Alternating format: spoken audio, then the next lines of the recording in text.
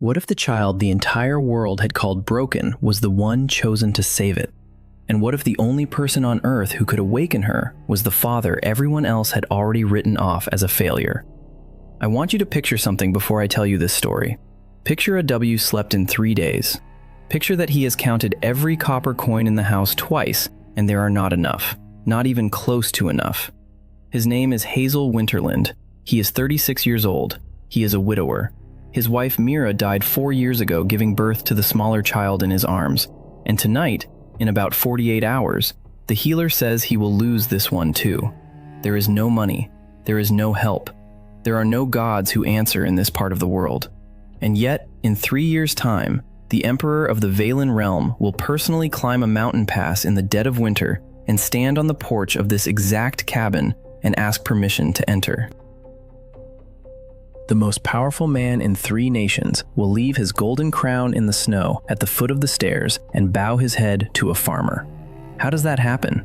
How does a man who can't afford medicine for his own child end up with an emperor at his door? That is the story I'm going to tell you tonight. My name is Luna. I walked the northern roads after the events at Frosthold. I sat at the tables of the people who lived through this. I wrote down their names, their words, the dates, the weather. I want you to hear it the way they told it to me, because what happened in that cabin that night is not a fairy tale. It is a record of what happens when a child is loved correctly. When everything else fails, that one thing is enough. But hold that thought, because before any emperor bows, before any miracle happens, we have to go back to a kitchen table at midnight, and we have to watch a father count coins he doesn't have. Hazel Winterland was not born to be remarkable. That is the first thing you have to understand. He was the 3rd son of a goat farmer in the foothills of the Iron Range. His older brothers inherited the farm. He inherited a strong back, a quiet temper, and a habit of finishing what he started, which in the north counts for more than most people give it credit for. When he was 19, he met a woman named Mira at a harvest festival in the village of Frosthold. She was the daughter of the village schoolteacher. She read books in 3 languages. She laughed easily. She saw something in this quiet, slow-talking farmer's son that nobody else had bothered to look for, and she married him the following spring, against her father's wishes. They had 8 years together, 8 winters. They had Lyra in the 2nd year of their marriage, a quiet child with silver blonde hair and her mother's eyes. Lyra learned to read at 3. She learned to read music at 4. She had what her mother called a listening way about her, the kind of child who sat very still and seemed to be paying attention to something the rest of the room couldn't hear. Mira said the girl was going to be a scholar. Hazel didn't disagree. He just kept farming. He kept the woodpile stocked. He kept the roof in good repair. He didn't know how to be a scholar's father, but he knew how to be a present one, and for a long time, that was enough. Then Mira got pregnant the 2nd time, and everything broke. Emma was born in the worst storm Frosthold had seen in a generation. The midwife couldn't reach the cabin. Hazel delivered his 2nd daughter himself on the kitchen floor by the light of 2 oil lamps, while his wife bled out into a folded sheet. Mira held the baby for about 10 minutes. She said the baby's name was Emma. She told Hazel to remember to plant the early peas in the south garden because the soil was better there. Then she closed her eyes and didn't open them again. That was the day Hazel Winterland stopped being a man who finished what he started and became a man who survived. There is a difference. Survival doesn't finish anything. It just keeps going. He buried his wife under the rowan tree behind the cabin in ground so frozen it took him 3 days with a pickaxe. He came back inside and stared at the baby in the cradle and the 4-year-old standing in the doorway with her thumb in her mouth, and he understood that he was alone now in a way that he had not understood before. Lyra was the one who pulled him through that first year, not because she did anything, just because she was there and she needed him. A child who needs you does not let you lie down. She climbed into his lap in the evenings. She asked him to read to her even when he didn't have the energy to speak. She fed the baby goat's milk from a leather pouch when Hazel's hands shook too badly to hold the bottle. She was 4 years old. She was holding her father together with the patience of someone 3 times her age. By the time Emma was 3, the routine had hardened into a kind of grim machinery. Hazel worked the farm in the morning. He worked the village blacksmith's bellows in the afternoon for whatever copper the smith could spare. He walked the village perimeter as night watch for 2 nights a week, which paid in salt and barley. He slept 4 hours a night, sometimes 3. He did not drink. He did not complain. He did not visit Mira's grave because he did not have the time, and because he was afraid that if he stopped moving for 1 full afternoon, he would not be able to start again. Emma was always sick. That was the second thing that broke him slowly. She had fevers from the day she was born. She had a cough that came back every winter and stayed until spring. The village healer, an old woman named Berth Kavnik, said the child had a weak constitution, that some children are simply born with a thin thread to the world, and that Hazel should prepare himself. Hazel did not prepare himself. He worked harder.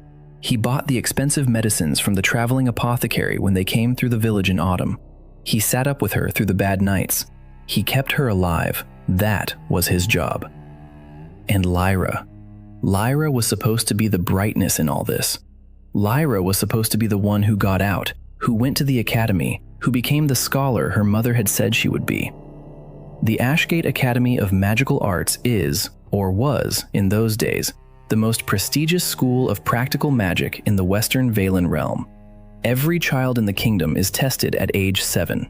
The test measures what the academy calls source, which is a rough approximation of the magical potential running through a child's body. It is measured on a scale from 1 to 100. A score of 15 gets you into the local apprenticeships, a score of 30 gets you into a regional school, a score of 50 or above gets you a letter from Ashgate. Lyra Winterland scored a 2. The examiner came to Frosthold in the spring of Lyra's 7th year. He set up his measuring stone in the village square. He tested every child between 6 and 8. The other village children scored what village children usually score, between 8 and 20, with one boy hitting a 28, which got him an apprenticeship in the regional capital and a great deal of celebration from his family. When Lyra put her hands on the measuring stone, the needle barely twitched. The examiner tested her 3 times. He frowned. He wrote something down. He told Hazel that the child's source was below the threshold of formal magical education, and that she might be suited for domestic work, or possibly the textile guilds. Then he packed up his stone and left. Lyra was 8 years old when the official rejection letter from Ashgate came the following winter. They had applied anyway, on the slim hope that the village examination had been wrong. The letter was very polite. The letter said that Ashgate Academy was unable to offer Miss Lyra Winterland a place in its programs at this time, or at any future time, as her source measurements did not meet the minimum criteria for instruction. The letter was sealed with red wax bearing the Ashgate crest. Lyra read it herself. She did not cry. She folded it neatly and put it in the small wooden box where she kept her mother's hair ribbon and a dried flower from the rowan tree, and she said, "Papa, it's okay. I can help with Emma instead." That was the moment, Hazel told me later, that he understood his older daughter had stopped being a child. She had decided to be useful instead. She had taken the rejection of an institution she had never seen and turned it inward, the way children do, and she had filed it under things about myself that are wrong, but that I will live with. Hazel did not know how to undo that. He did not know how to tell an 8-year-old that the academy was wrong. He did not know if the academy was wrong. He only knew that his daughter had made herself smaller, and that he could not afford the room she had vacated. The neighbors were polite about it. The neighbors are always polite. In the North, there is a particular variety of pity that is given to families who have been hit too many times in a row. It is the pity that crosses the street to avoid you, the pity that brings you a loaf of bread on the longest night of the year and then doesn't speak to you for the next 11 months. The blacksmith's wife, a woman named Helga Droven, did genuinely try to help. She brought soup. She watched Emma a few times when Hazel had to be at the smithy and Lyra was too tired. But there are limits to what one woman with her own 3 children can do for another family, and Helga had her limits. The man who could have helped, who should have helped, was the village reeve. His name was Olin Bracken. He was a fat man with thinning hair and an expensive coat who had inherited his position from his father, the way most things in northern villages get inherited. Olin Bracken had a soft spot for Mira when she was alive, the way certain men have soft spots for women who married someone else. and after she died, he developed what he called concern for the Winterland family. The concern took the form of suggestions. He suggested that Hazel give up the cabin and move into the village proper, where Emma could be looked after by someone qualified. He suggested that Lyra be apprenticed out, possibly to a household in the regional capital, where she could work for room and board. He suggested, more than once, that Hazel should consider remarrying. There was, after all, a young widow in the next valley whose late husband had owned 40 head of cattle. Hazel listened to every suggestion politely. He thanked Olin Bracken for his concern. Then he went home and did exactly none of it. He did not give up the cabin Mira had loved. He did not send Lyra away. He did not remarry. He kept counting copper coins at midnight at the kitchen table, and he kept losing the count, and he kept starting over. This is the place where I want you to sit with me for a moment. This is the place where, if you have ever been the person at the kitchen table at midnight with not enough coins, you know exactly what I'm describing. There is a particular silence to that table. There is a particular weight to the coin in your fingers when you know that even if you stack it perfectly, even if you count it 3 times, even if you pray over it, it is not going to become more than it is. You are not going to make the math work. The math has already decided. And every parent in the world who has ever sat at that table understands that the worst part is not the lack of money. The worst part is the quiet voice inside your head that says, if you were a better father, this would not be happening. That voice is a liar, but it speaks in your own voice, so you believe it. Hazel Winterland believed it every night for 4 years, and the world, with its examiners and its academies and its village reeves, agreed with the voice. The world said, yes, you are not enough.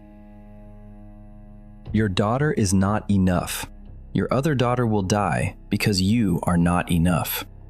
And that voice and that world were both, as we will see, completely and catastrophically wrong. The winter of Lyra's 9th year was the worst winter Frosthold had seen since the year Mira died. The snow came in early October and did not stop. By the middle of December, the cabin was buried halfway to the roof on the north side. The well froze. The road to the village was passable only with snowshoes, and Emma, who had survived 3 winters by the skin of her small teeth, began to lose ground in a way that even Hazel, who was used to her being sick, could not pretend was ordinary.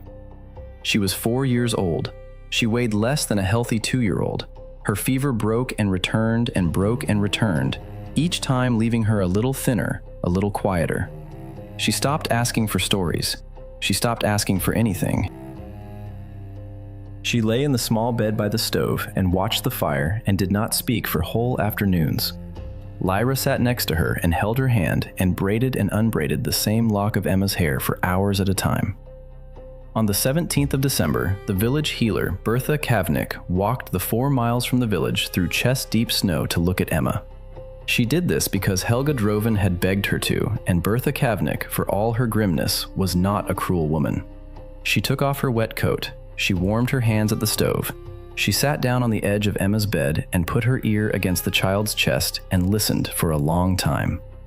Then she stood up and motioned Hazel out onto the porch.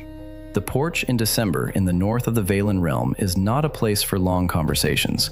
The wind comes off the mountains and goes through wool like it isn't there. Bertha Kavnik stood in that wind and looked Hazel Winterland in the eye and said, "The child has the winter fever in the lungs. It is in deep now. She has perhaps 48 hours.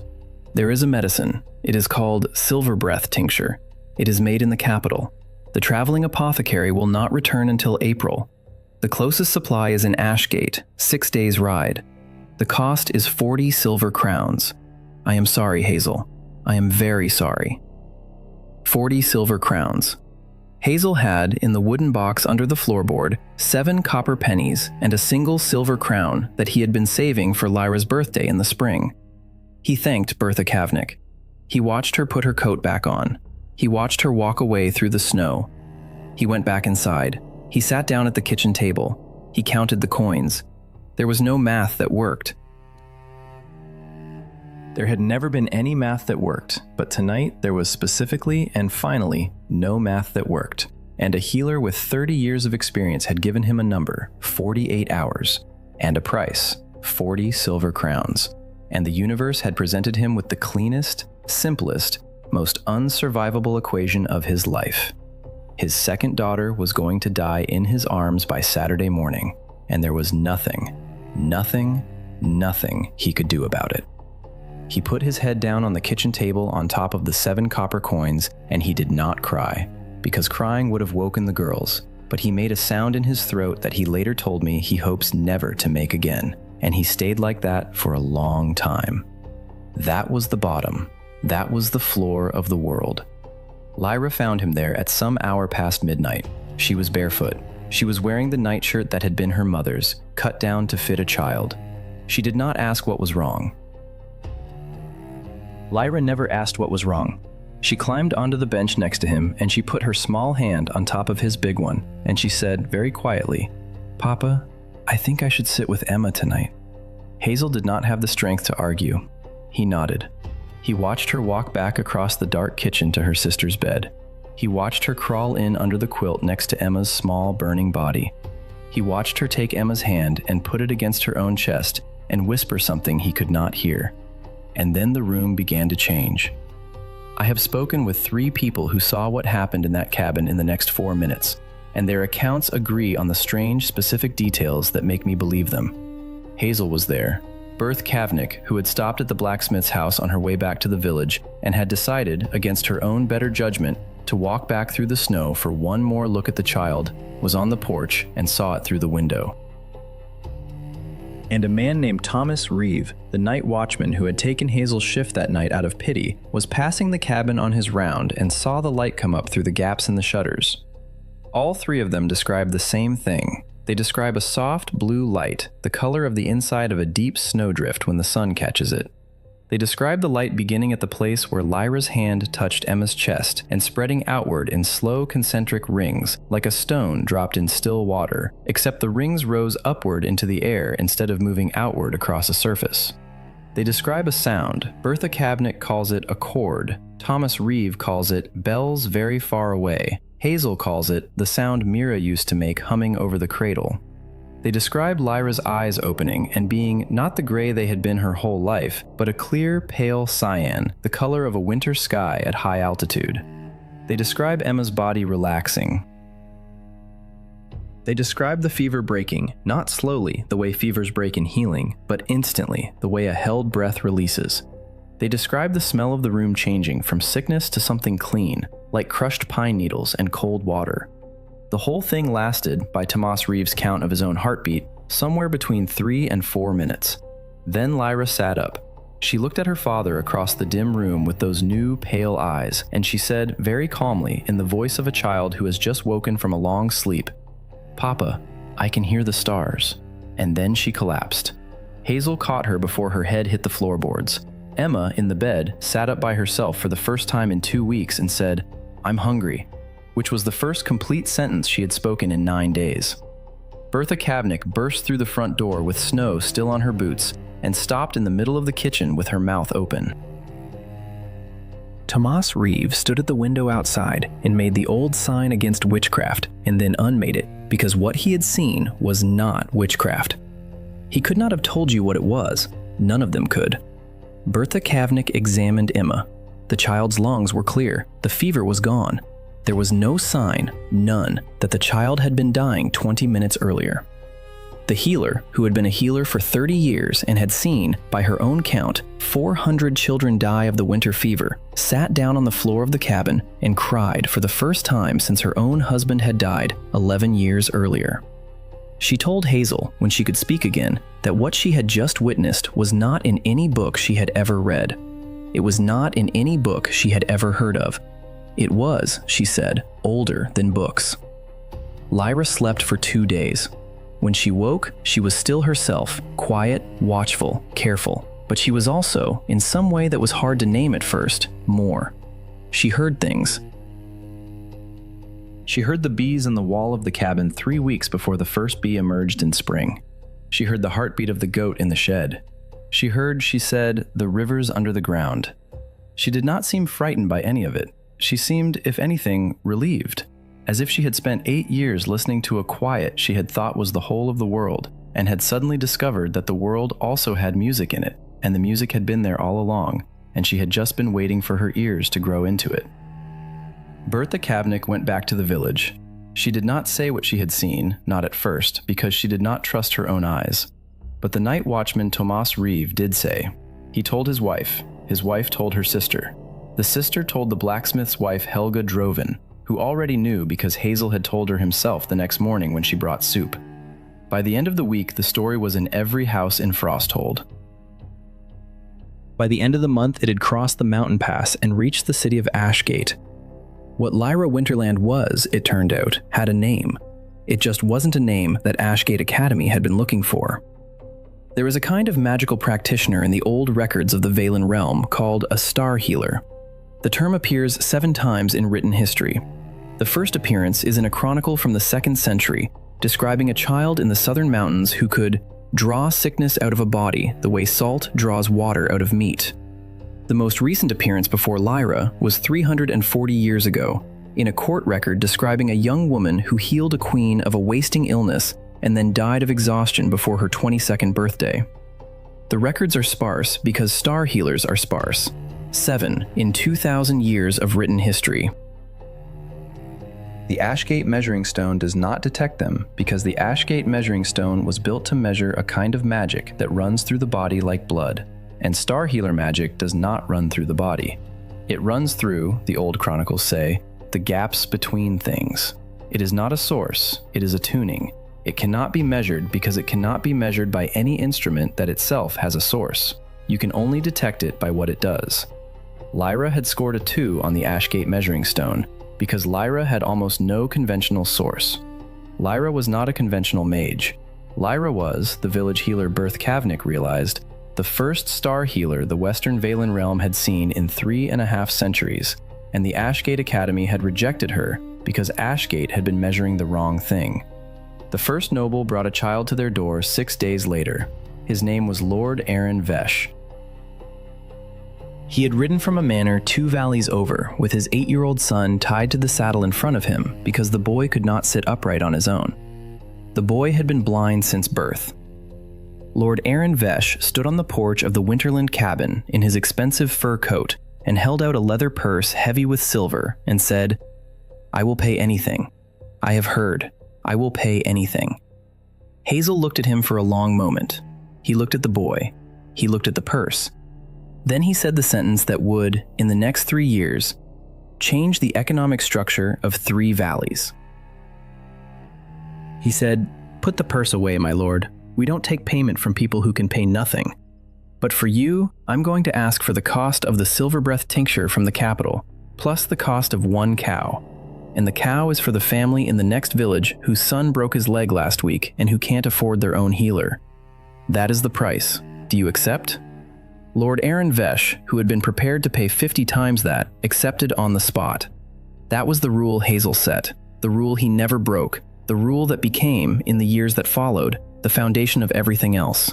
Free for the poor, expensive for the rich. The expensive payments fed the free ones. Lyra healed everyone who came, regardless of payment, and Hazel kept the books, and the books, after the first year, balanced themselves and then began to overflow. He did not stop being a farmer. That was the other rule, the one he set for himself. He kept the south garden. He kept the goats. He kept the woodpile stocked. He hired 2 tutors for Lyra from the regional capital, a retired chronicler named Madame Inden Vorse, who taught her reading and writing and the histories of 7 nations, and a former temple musician named Brother Kalen Ottmark, who taught her how to use her hearing without letting it overwhelm her. Hazel paid them well. He fed them. He listened to them when they had ideas about his daughter's education, and he overruled them when their ideas would have taken Lyra away from her sister or from her home. The widows came. That part Hazel had not expected. By the end of the first year, when the story of the farmer with the miracle daughter had spread to all 3 valleys, women began to arrive at the cabin on various pretenses. Some came under the cover of bringing a sick relative. Some came openly. A noble's widow from the eastern county arrived in a carriage with 3 servants and a letter of introduction, and explained, over tea in the kitchen, that she was prepared to marry Hazel and provide a proper household for the girls, and that her estates would, of course, provide a more suitable setting for a child of Lyra's gifts. Hazel listened to her the way he listened to everyone. He thanked her. He poured her more tea. And then he said the sentence that the noblewoman repeated with a kind of stunned admiration to everyone she met for the rest of her life. He said, "Madam, my wife is the stars my daughter listens to. There is no room in this house for another." He said it the same way to every woman who came. Some of them were angry, some of them cried. One of them, a baker's widow from Frosthold itself, became a friend and ended up helping Lyra with her tutoring schedule for years after. But none of them married Hazel Winterland. None of them ever would. The betrayal, when it came from inside the village. Berthe Kavnik, the old healer, had been Lyra's first witness and her first defender, and she did not change. But there was another woman in Frosthold, a midwife named Olda Tren, who had been quietly furious for the entire year that the Winterland girl was getting credit for healings that, Olda Tren said, anyone with the right herbs could manage. When a wealthy merchant from Ashgate brought his pregnant wife to the cabin in the autumn of the second year, and Lyra successfully delivered twins who had been positioned breech, Olda Tren went to the village reeve Olin Bracken and accused Hazel of fraud. She said the healings were faked. She said the silver breath tincture, which Hazel always purchased openly with the rich clients' payments, was the real medicine, and Lyra was a prop. She said Hazel had been pocketing payments and laughing at his clients. She demanded that Olin Bracken open a formal inquiry. Olin Bracken, who had his own reasons for resenting Hazel Winterland's refusal to give up the cabin and remarry, opened the inquiry. The hearing was held in the village hall in front of every adult in Frosthold, and a number of curious visitors from outside the village. Hazel did not bring a lawyer. Hazel did not bring witnesses. Hazel brought instead his ledger. The ledger that he had kept, in his slow, careful farmer's handwriting, every day since Lord Aaron Vesh's first visit. Every payment received, every payment forgiven, every cow purchased for a poor family, every bag of grain delivered to a widow, every coin of silver breath tincture purchased openly from the capital, every name, every date. He set the ledger on the table in front of Olin Bracken, and he said, "Read it out, my lord, all of it, to the whole village. If there is a single entry in there that does not match what the people in this room remember, I will close my door tomorrow and leave Frosthold forever." Olin Bracken read it out. It took 3 hours. The village listened. The ledger matched, line for line, the memory of every family in the room. The midwife Olda Tren left the hall before the reading was finished. She moved away from Frosthold within the month. Olin Bracken, the reeve, never quite recovered his authority in the village after that day, because the village had seen a farmer with a wooden book defeat a magistrate with a parchment, and the village did not forget it. That was how Hazel Winterland handled betrayal, not with violence, not with anger, with a wooden ledger and the simple courage of a man who had nothing to hide and no reason to lie. He went home that night and he chopped wood for an hour, the way he always did when he was upset, and then he made dinner for his daughters, and then he read Lyra a chapter from the Seven Nations history her tutor had assigned, and then he went to bed. 3 years passed like this, 3 winters, 3 springs. Lyra grew. By 11, she was no longer the small, quiet child the academy had rejected. She was tall for her age, calm in a way that made adults straighten their backs around her, and she had, by then, healed somewhere between 400 and 500 people, depending on whose count you trust. Emma grew too. She was 7 years old, and sturdy and loud, and bossy in the way that very small, healthy children are bossy with the adults around them, as if to make up for the years she had been too sick to be a proper nuisance. She followed Hazel around the farm. She named the goats. She demanded to be taught to read by her older sister, and her older sister taught her, slowly and patiently, in the evenings. And then, in the autumn of the 3rd year, the imperial envoy came. His name was Lord High Chancellor Varon Aldis.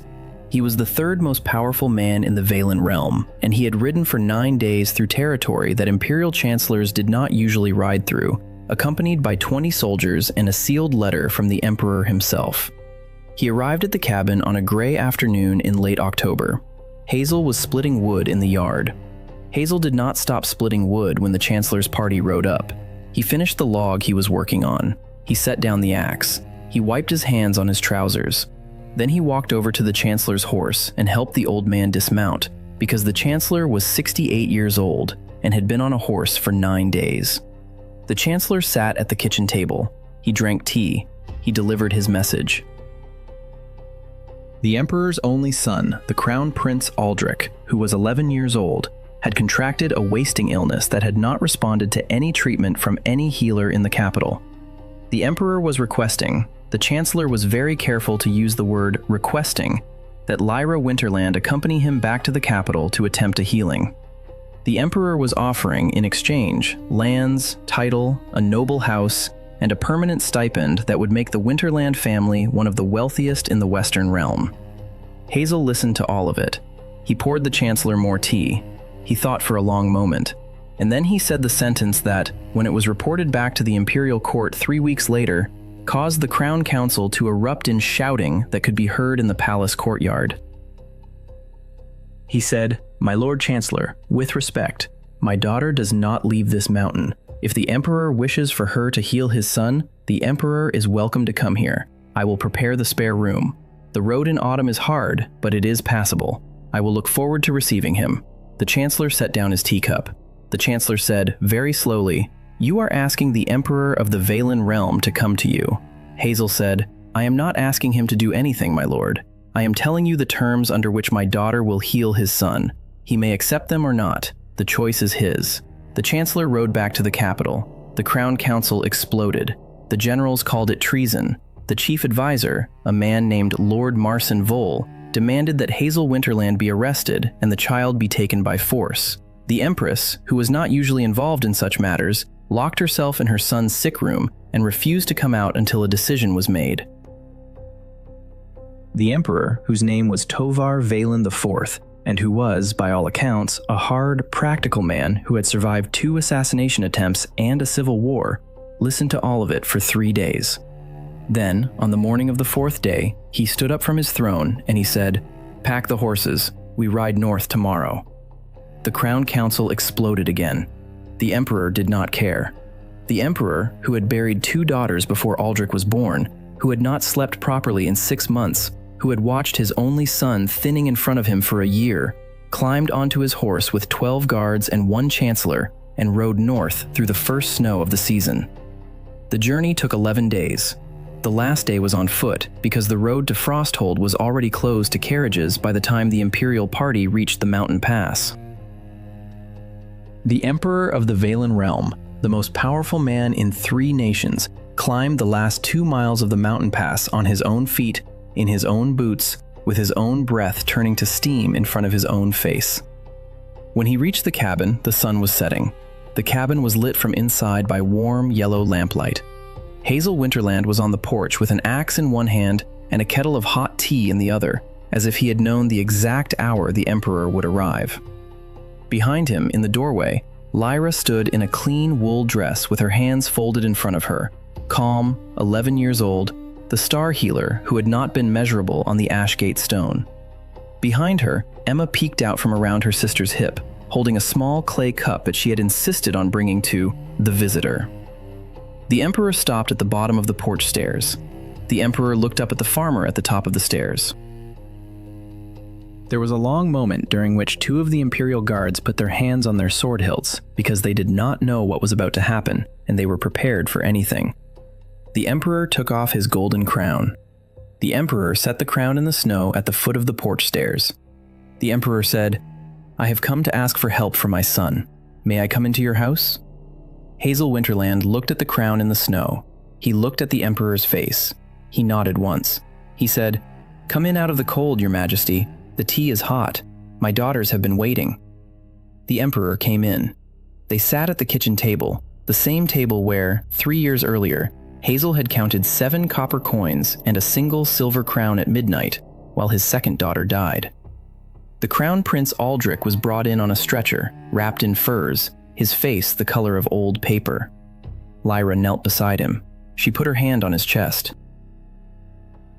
Her eyes turned the pale cyan color that the room had stopped being surprised by. Emma, who was 7 and important, poured tea for the Emperor without spilling a single drop and informed him that he should drink it before it got cold, because that was the rule in their house. The healing took 11 minutes. Lyra slept for a day afterward. When the Crown Prince Aldrich woke the next morning, the color had come back into his face. By the 3rd day, he was sitting up. By the 5th day, he was walking around the cabin yard with Emma, who had appointed herself his personal guide and was explaining to the heir of the Valen realm, with the authority of a 7-year-old, which goats were friendly and which goats would bite you if you weren't careful. The Emperor stayed for 9 days.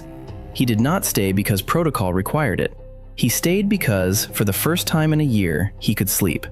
He slept in the spare room Hazel had prepared. He ate at the kitchen table with the family.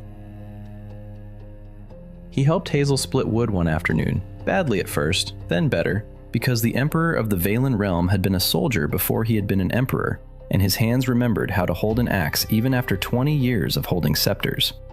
He talked with Hazel late into the evenings about farming, about losing a wife, about raising daughters, about the strange weight of being the person who is supposed to know what to do when there is no one above you to ask.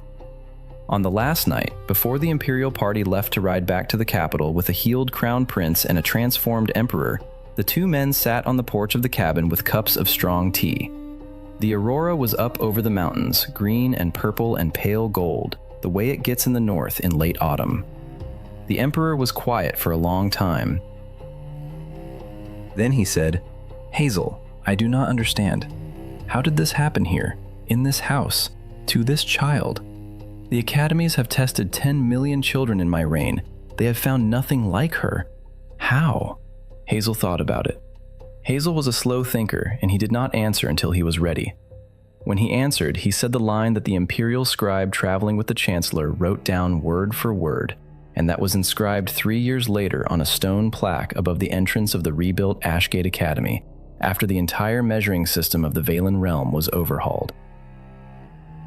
He said, "Your Majesty, I have thought about that question for 3 years. I do not have a complete answer, but here is what I believe.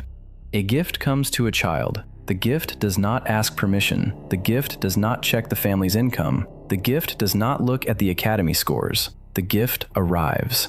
But the gift only fully opens, in the house where a parent never stopped believing. Not believing in the gift, believing in the child."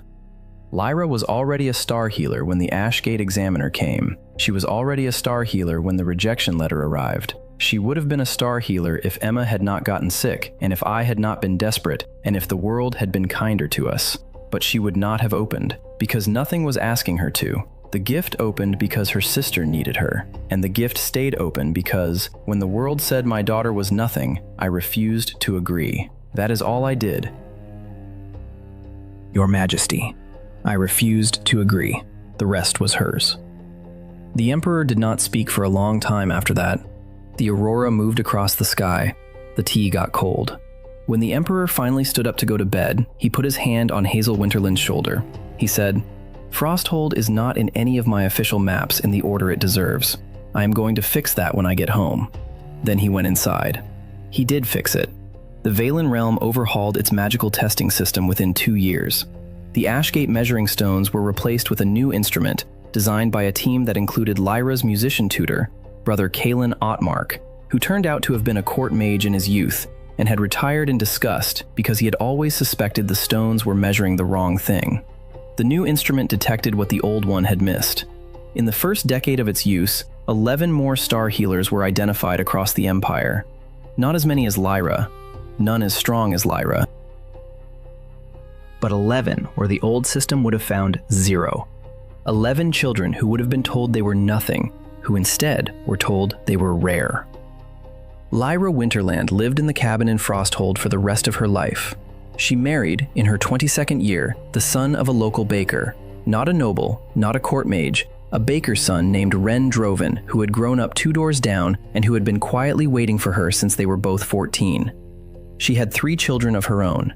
She continued to He-Knight, exactly as she said it, because if you are listening to this, and you are a parent who has been told your child is not enough, by a school, by a test, by a neighbor, by the quiet voice in your own head at midnight at a kitchen table with not enough coins, I want you to hear me. I want you to hear what a woman in her 40s said about a man who had nothing and gave her everything. The gift was hers. The opening was his. The world will not always measure your child correctly. The world will sometimes measure your child with the wrong instrument and tell you the result is final. It is not final. The instrument is wrong. Your child is not a number on a stone. Your child is a person who is waiting for one specific thing, to be believed in by you on the days when no one else will. That is all Hazel Winterland did. He believed in his daughter on the days when no one else would. He counted his coins. He kept his cabin. He refused every easier road. And in the end, an emperor climbed a mountain to ask permission to enter his house. The cabin is still there. The south garden is still planted every spring. The candle under Mira's portrait still burns. And in the new Ashgate Academy, above the front door, carved in stone where every entering child can see it on their first day, there are 11 words. Hazel's words, the words the emperor wrote down. A gift opens in the house where a parent never stopped believing. My name is Luna. I walked the northern roads. I sat at the table. I wrote it down so you would not have to forget. Good night, friend. Hold your children. The world is wrong about more of them than you know.